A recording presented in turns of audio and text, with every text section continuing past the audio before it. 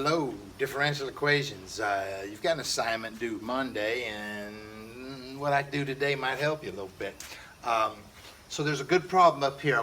That's going to take me a while. I'm just skipping. I'm going to start with this. It has nothing to do with that. Okay, we'll get back to that in a minute. So this is just an example of a piecewise function, but it's just a picture of it. I didn't give you the equation for it, but I'd like you to find the equation for it. But I don't want it listed in piecewise form. You could say it's a 2. When t is greater than or equal to 0 and less than or equal to 3, or less than 3. Then it's this parabola, and it'd be nice if I gave you the shape if I gave you the name of that parabola. I'll just help you work on that after that. But anyway, it's a parabola. And when is it the parabola? It's the parabola between 3 and 7. Between 3 and 7, it's the parabola. What is it after that? Oh, it's back to a 2 after that. After that, it's a 2. When t is greater than or equal to 7. So, but this was not the exercise. But this is, I can give it to you in a piecewise format. I gave you the picture of it.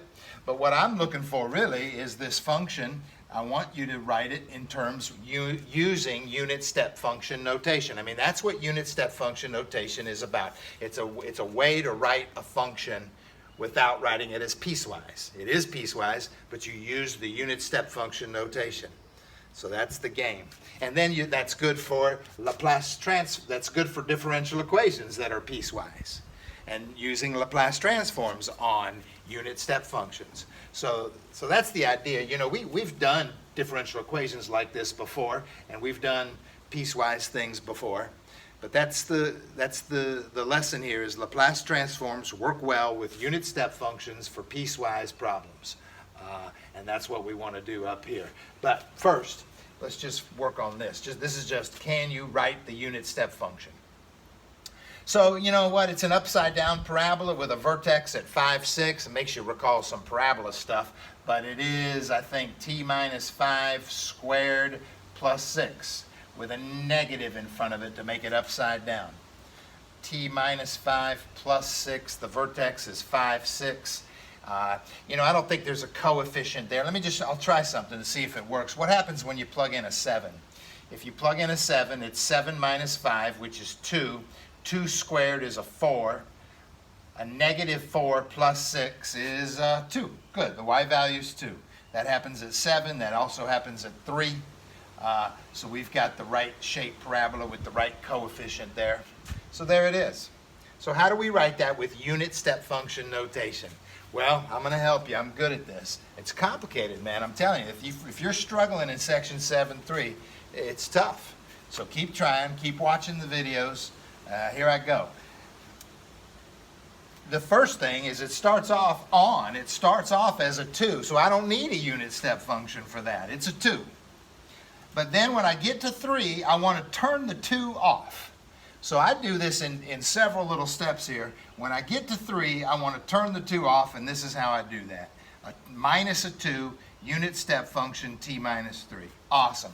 So now I've got the 2 turned off. So now what do I want to be? Oh, I want to be the parabola, and I want that turned on at 3. So I'm turning on this equation for the parabola.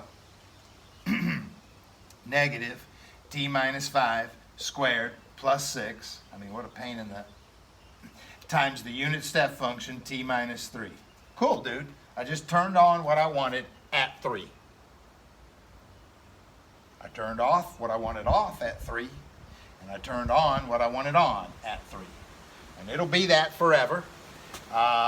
So we don't want it forever. At 7, we want to turn off that parabola. So what do? Subtract that parabola.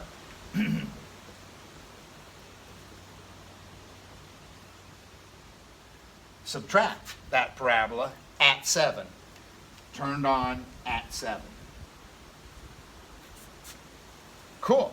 Now the thing is, I just subtracted the parabola at 7, so I'd be a 0 the rest of the way. I'd just be a 0 the rest of the way. But I don't want to be a 0 the rest of the way. I want it to be a 2. So now I'm going to, at 7, I want to add this 2. I want to be a solid 2 again. So now I'm adding in the 2. Wow, that's the end of this problem. I'm a 2 forever.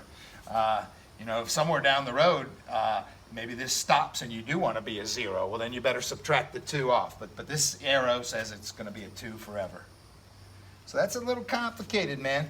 And there's not much you can do with that. You can't, I don't want you to simplify it. I don't want you to do the Laplace of it. This is just an exercise in getting used to unit step functions. But that's a rather, I got some challenging ones for you. Some of them are more challenging than others.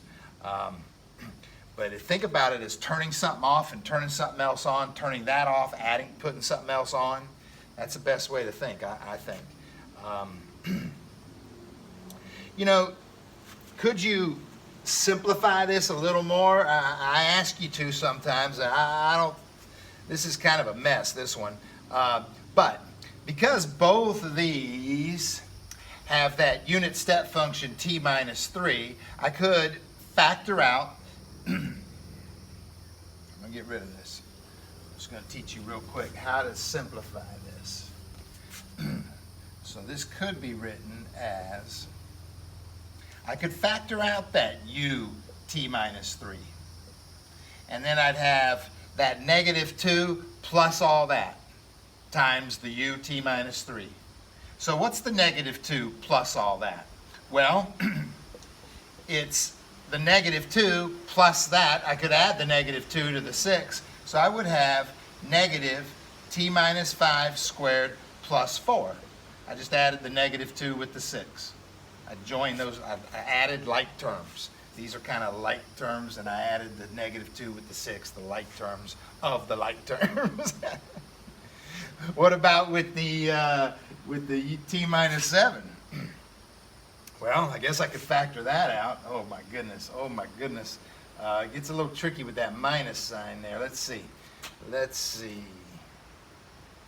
So I'm factoring out the u t minus 7, and I'm left with this with a minus sign in front of it, and this with a plus sign in front of it. So let's see. You know,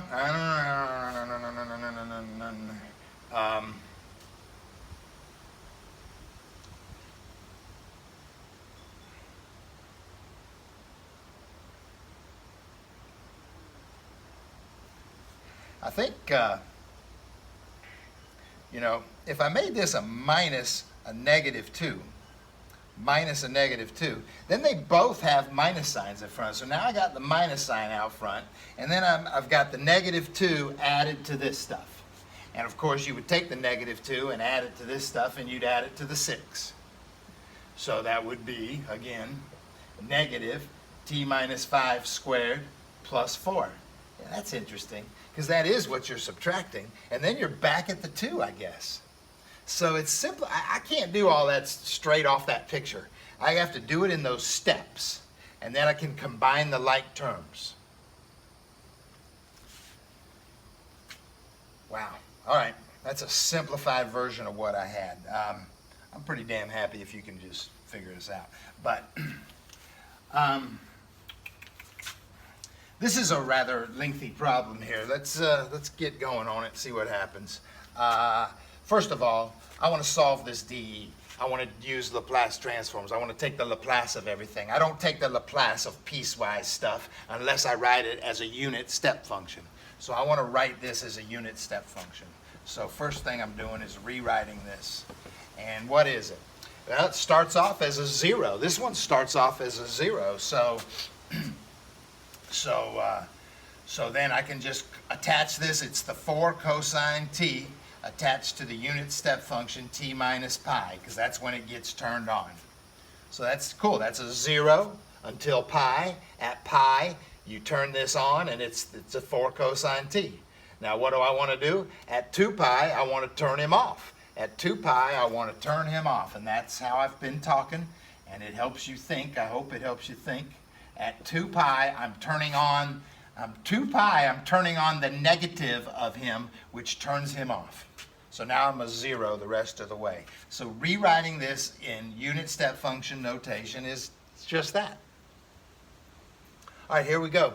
We take the Laplace of both sides. When you take the Laplace of a y double prime, you get s squared big Y of s minus s y of 0 minus y prime of 0. That's it. When you take the Laplace of a y, it's just called big Y of s. I just did his Laplace.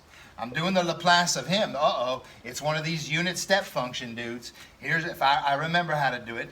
Oh man, the argument doesn't match. So what you do is you do the unit step function part of the Laplace. That's the e to the negative pi s, multiplied by the Laplace of this guy, 4 cosine t plus pi.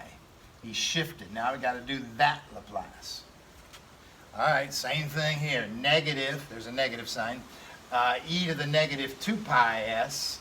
And then I've got to do the Laplace of, I guess I'm using rule 57, I think it was, which is the Laplace of this thing shifted over t plus 2 pi.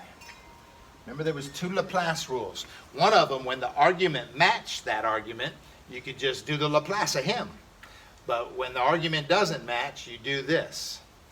Now this is weird. You can't look these up and do these. So I had a discussion once with you. I think about the period and the shift that's going on here, and I rewrite this as what it really is. Look, this is the easy one. What is the period of this cosine function, by the way? The period is 2 pi. So when the period is 2 pi and it's shifted 2 pi, then it lands right on itself. This shift we did here, this function is himself. This function is just a 4 cosine t. That's what he is. When the period is 2 pi and you shift it 2 pi, it lands on itself. This function is that function. And the Laplace of 4 cosine t can be done. The Laplace of 4 cosine t is, whatever, 4s over s squared plus 1. I know it. It's in the rules. It's in the tables. I got those basic ones memorized. Look at him, though. What's his period? His period's 2 pi. But he's been shifted pi. So when your period is 2 pi and you're shifted pi, you're shifted half your period. I drew some pictures in one of my videos where that means you're underneath yourself. You're the negative of yourself. So this is actually equivalent to the negative 4 cosine of t. It's the negative of himself. Now I can do his Laplace. Now I can do his Laplace. It is the negative 4s over s squared plus 1. And if you didn't do that correctly, you didn't think about the negative sign correctly, the shift and the period, maybe you don't have that negative sign. And maybe that matters. Dude, we did it. We got the Laplaces going on. What's going on here? Do you remember, let's see, this y of 0 is a 2, so that's a negative 2s. And when it moves over, it's going to be a positive 2s. So there's going to be a positive 2s added to this. Here, I'm sorry. I'm going to move some stuff over. What was this? This was a negative e to the negative 2 pi s, and this turned out to be a 4s over s squared plus 1. That was this. This is a 2s. I'm going to move it over. Wait a minute. It's a negative 2s. I move it over. It's a positive 2s. And that's about it. What else is over here? Yeah, this was a 0. This was a 1. Oh, no, I mean a 2. All right, hold on. Factor out the big Y of s, and you've got that s squared plus 9. Oops, sorry. S squared plus 9. All right, what do we have to do with that? We have to divide by it. So my big Y of s turns into this, a lot of writing, that thing with this negative 4s over s squared plus 1 and s squared plus 9. What's this one? E to the negative 2 pi s, and it's the 4s over the s squared plus 1, s squared plus 9. And finally, I get the 2s divided by the s squared plus 9. Dude, that's it. You remember the next step, right? Laplace inverse both sides. Laplace inverse both sides. All right, I'm going to move up here to do that. I'm going to do it. I don't care. I don't care if this video's 800 years long. I'm going to do it. Sorry, I got to erase some stuff. I Laplace inverse both sides. I Laplace inverse the whole damn thing. Laplace inversing a big Y of s gets me what I want. I want y of t, the answer. Laplace inversing this, I got to look it up. It's kind of he's a classic. He's a 33 or a 32 or what is he? Yeah, he's a 33.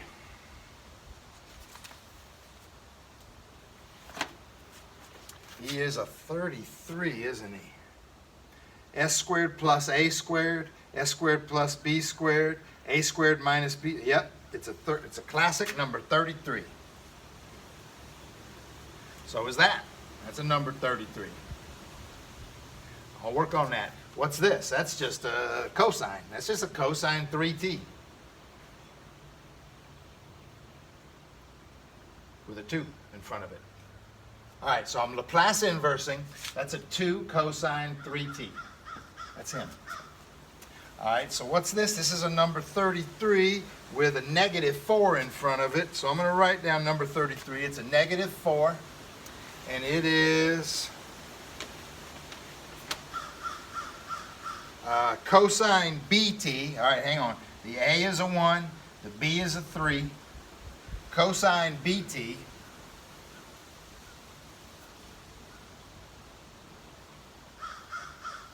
I'm sorry, cosine bt minus cosine at minus cosine 1t all over a squared minus b squared. A squared minus b squared is a negative 8. And this is all multiplied by the unit step function t minus pi. That was cool. And guess what? I did something wrong. Do you remember what I did wrong? When you do these Laplace inverses with these unit step functions, they go back, but you're using rule 56, and when you go back, the t has to be replaced with the argument of the unit step function. So this t is a t minus pi. Man, oh man, oh man, that's a t minus pi. And that's a little t minus pi. That's the rule. I almost forgot. All right, this next one is a number 33. This shouldn't be too bad. Negative. It's going to be, I got to move him out of the way a little bit, sorry. It's going to be the same damn thing with a positive 4. Cosine 3t. Now hang on. This time I'm going to do it right. I'm going to plug back in the t minus 2 pi. The t minus 2 pi. Minus the cosine of t minus 2 pi, all over, all over the negative 8 again. Oh, and it's a unit step function, so it's attached to this t minus 2 pi. Okay, there was this other term here that I just erased. That's a positive 2 cosine 3t. Dude, that's it. That's the answer. It's a mess. I'd like it cleaned up, please. I would like it cleaned up, please. And that takes a little bit of thinking. That was fun, though. That was fun. Let's see. First of all, I can call this positive a half. 4 over 8. And, all right, damn it. Ooh. So now this has got a... This has got a period of 2 pi over 3, and it's shifted pi. Jesus, what is that? Oh, my God. A period of 2 pi over 3, but it's shifted pi.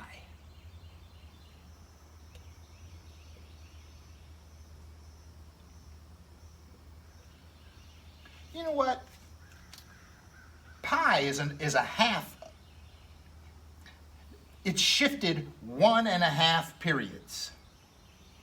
Its period is 2 pi over 3. It is shifted pi. I'm not doing the shift. But that's 1.5 periods is what that is.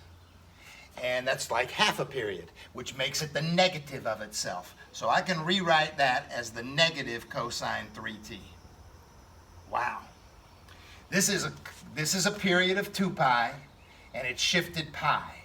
Oh, that's half a period. That's the negative of itself. That's a positive cosine t. See, so I'm removing the shift and telling you what it really is. The negative of the original cosine function. The negative of because it was shifted 1.5 periods and half a period. Dude, that's a trip. That's a trip. takes a long time to digest this. What's going on over here? That's a positive a half. This has got a cosine, this has got a 2 pi over 3, period of 2 pi over 3, but it's shifted 2 pi. Oh my God. It's a period of 2 pi over 3, but it's shifted 2 pi. 2 pi over 3, another 2 pi over 3, another 2 pi over 3. You know what it is? It's shifted 3 of its own goddamn periods. If it shifted its own a multiple of its own period, then it's just himself. So this is just cosine 3t. Guess what this is? This is a period of 2 pi shifted 2 pi. That is himself. Negative cosine t. Positive a half out front. That's it, dude. So I didn't negate those. I did not negate those. Their shift matched their period, or it was a multiple of their period. Wow. This is attached to u t minus 2 pi, and then we have this without a unit step function. That's it. That is it. Except I do like the answer written back as a, let's write it as, can we write it as a piecewise function? Oh my God. Before anything gets turned on, this is off. Before pi, this is off. Before 2 pi. So what's on? Oh, that's on. So that's the answer before pi. When t is greater than or equal to 0, less than pi. All right. What happens when we get to pi? Oh, we turn this on. We turn this on. Now, don't forget, this is already on. This is already on. And we just turned this on, which is negative a half cosine 3t and positive a half cosine t. That just got turned on when t got to pi. And that happens up until we get to 2 pi. When we get to 2 pi, what happens? Oh, now we turn that on. This is still on, this is still on, and now we just turn this on. So when t is greater than or equal to 2 pi, I've got this plus this plus this. So I still have the original 2 cosine 3t, but I have this thing, and this thing, and now I'm about to add, look what I'm about to add, a positive a half cosine 3t, a positive a half cosine 3t. That's going to cancel that out. I'm also going to add a negative a half a cosine t. Negative a half, I'm adding that to this. That's gone. After 2 pi, I'm back to the original function. Oh yeah, that's what happened in my original problem. I had some nice motion going on there. And then when I got to pi, that forcing function kind of messed with things. But when I got to 2 pi, we turned it off and I settled back into my simple harmonic motion. Yeah, interesting. By the way, you could combine those terms. 2 of those and negative, that's 3 halves of those. That'd be nice of you. That would be nice of you. All right, thanks for listening and learning. This is a lot like your number 9.